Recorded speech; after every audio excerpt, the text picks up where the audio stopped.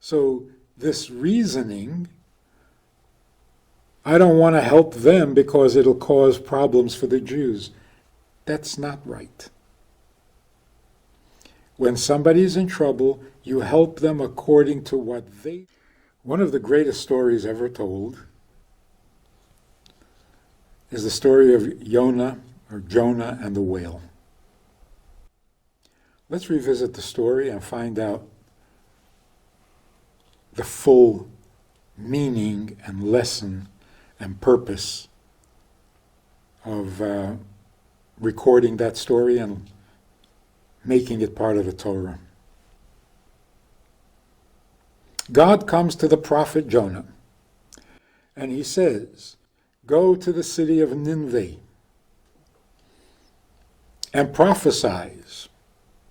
Tell them that if they don't repent in 40 days, the city will be destroyed.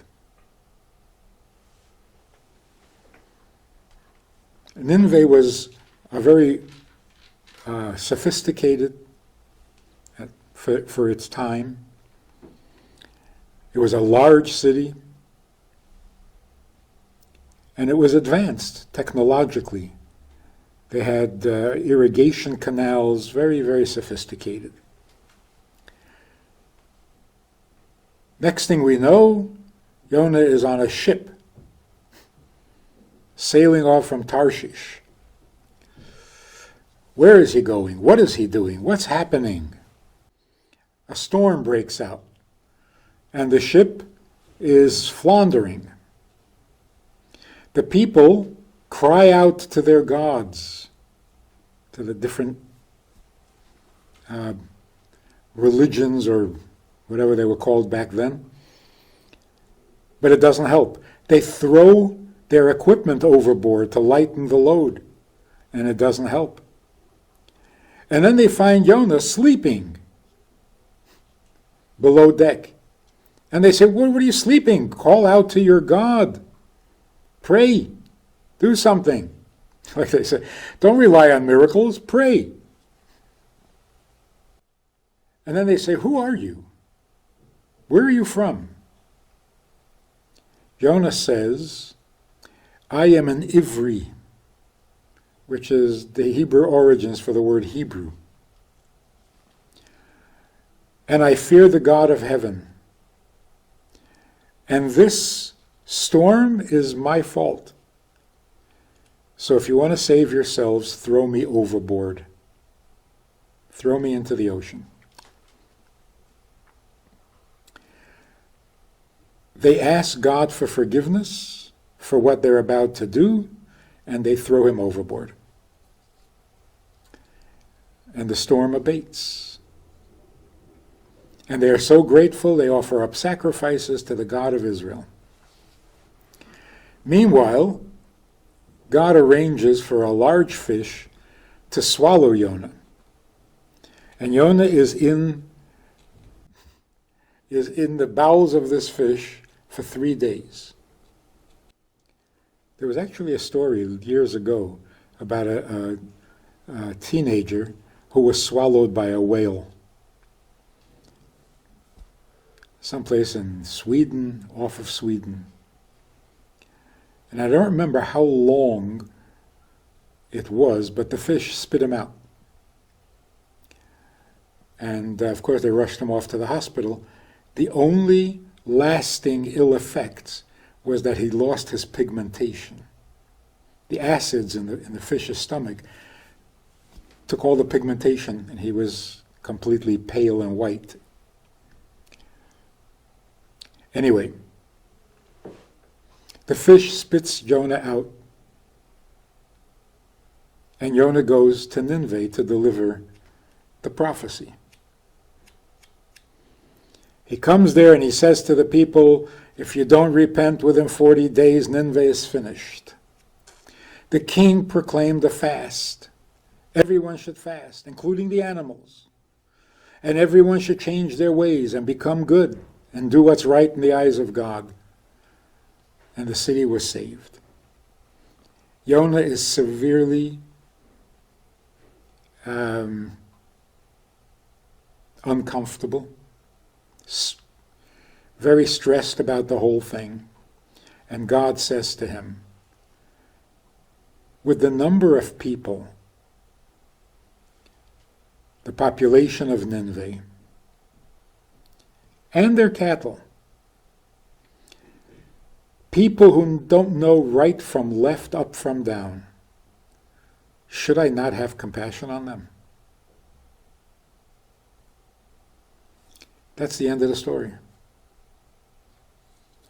Now let's figure out what in the world was going on.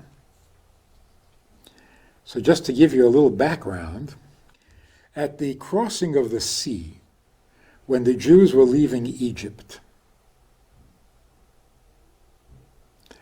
all the Egyptians drowned. Their chariots, their horses, their riders, they all drowned. All but one. One Egyptian survived that whole event, and that was Pharaoh. Pharaoh himself.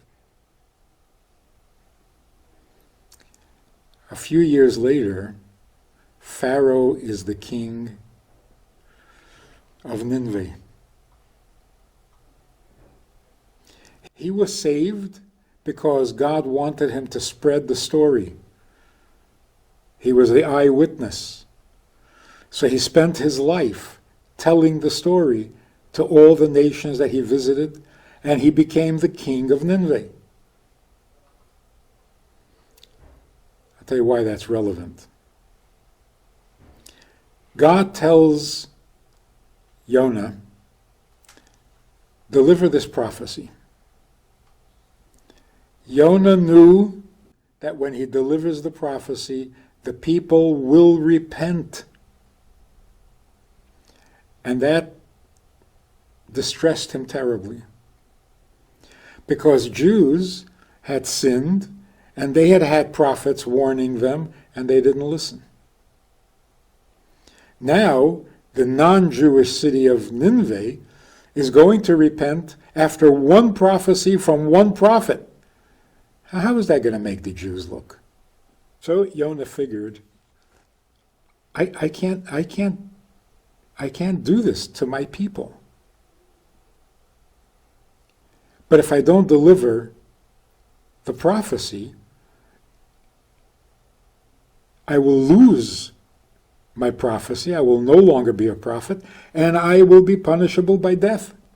The prophet who does not deliver a prophecy is punishable by death. And Jonah said, well, so be it. I can't do something that might harm the Jewish people. So he gets on a ship. Now where is he going? He's trying to run away from God? No, he's trying to leave Israel, because outside of the land of Israel there is no prophecy. So he is surrendering, he's giving up his role as a prophet. He will no longer receive any prophecies, and he'll probably die for not delivering this message. Now he's on the ship and there's a storm. Everybody's praying, everybody's crying, screaming, panicking. He's sleeping. He figures, okay, here we go. I'm doomed. When they come and they say to him, how come you're not praying? He says, I am an Ivri. It's interesting that the word Hebrew, the English word or Latin word Hebrew, in the original Hebrew, also has the meaning of crossing over, because Avraham was called the Ivri, because he was from the other side of the river. So Ivri means the other side. When the Jews crossed the sea, during the splitting of the sea, that was called crossing over. So when they said to Jonah, how come you're not crying and praying? He said, me? I'm from those people who crossed through the seas. Seas don't scare me. We walk through seas. So, no, I'm not panicking about the storm and about the ocean. I might die, but that's because I sinned, not because of the water. Water doesn't scare me. God scares me. I am afraid of God, not of water. So he says, throw me overboard. No sense for you to suffer from my sins. So they throw him overboard. Now God appreciates Jonah's devotion to his people. That makes him a real leader of his people. So God does not kill him. God saves him and says, come on, it's not too late. You can still deliver the prophecy. So Jonah goes to deliver the prophecy. But then he is so dismayed at what he had done. God assures him that it will never be held against the Jews. How did Jonah know for sure that the people of Nineveh are going to repent? He knew who the king was. The king was Pharaoh. He was not going to mess with God again. So if the prophecy said, repent or else, of course he's going to repent. And he'll get everybody to repent with him. He told them the story. He told them, I am Pharaoh. And I was spared for only one reason, to tell you not to mess with God. So they all repented. But Jonah was very distressed. So God said to him, and this is the main punchline of the story. It's not about whales swallowing people. The punchline of the story is God explained something to Jonah that we need to know. God said, how could I not have compassion over such a large number of people and their cattle when they don't even know up from down, they don't know right from wrong? How can I not have compassion on them? And guide them through a prophecy to a better way of life. So here's what God is saying. You're running away, you don't want to deliver the prophecy because it'll reflect badly on the Jewish people. I appreciate that. And I promise you that it will not be held against the people. But in the name of justice, when people are innocent of their sins because of ignorance, and yet their sin will bring devastation to them, how are we supposed to rightfully, justly, how are we supposed to think? How will this affect another people in the future? That's not justice. Look at the people themselves and judge them for who they are. That's called pursuing justice. So this reasoning, I don't want to help them because it'll cause problems for the Jews, that's not right. When somebody's in trouble, you help them according to what they deserve, not bringing in other considerations that are irrelevant to them. So do the right thing in each case. First, make sure that they don't suffer because they really don't know what they're doing. The ramifications on how that's going to affect another people in the future, that's your second project, not your first. The first project is, how can you not have compassion on these people? That's what's on the agenda today. And it's a little reminiscent of Avraham and Sarah send Hagar away with her child. And the child is crying. because he's thirsty. They're in the desert and their water dried up. But this is Ishmael, who had to be sent away because he was corrupting Isaac. So his mother, understanding and knowing who this boy was, gave up hope. But God says to her, why are you despairing? The boy is crying and God has compassion. The fact that he will grow up to be a wicked man, that's not how God works. God deals with what is there on the ground at the moment. He's a child, he's innocent, and therefore God will provide water for him. What's going to happen when he grows up? We'll deal with it when the time comes. Same thing here. God is telling Jonah, look at what's in front of you. First things first. Pursue the justice that is appropriate for the time, for the place, and for the people. Then we'll worry about the future ramifications. So we read this entire story on Yom Kippur. Why? Because we're sitting there in synagogue on Yom Kippur thinking, I'm trying to repent, I'll be good, I won't do that again. And another thing, I probably will. I'll probably do it again. So my repenting is meaningless. It's shallow, it's hypocritical, it's not sincere. The story comes and says, that's not how God looks at it.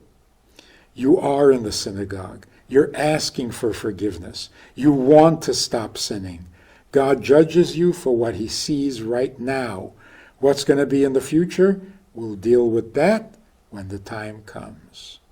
But today, you are forgiven. Mostly because you don't know right from wrong. You don't know up from down, so can't really consider you guilty.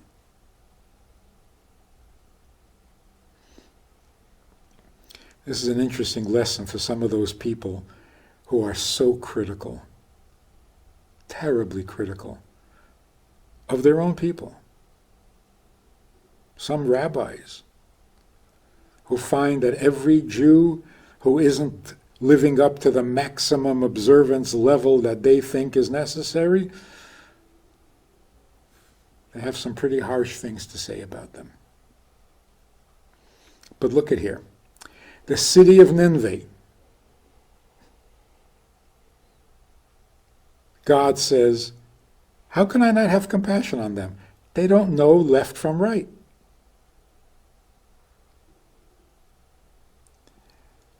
These rabbis or people, here we're talking about your own people who don't know left from right. And you condemn them? So unacceptable. So that is the rest of the story on Jonah and the whale.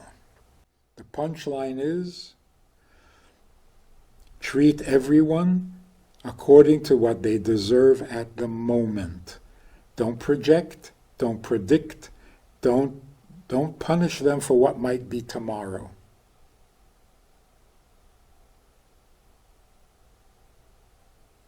It's an important lesson.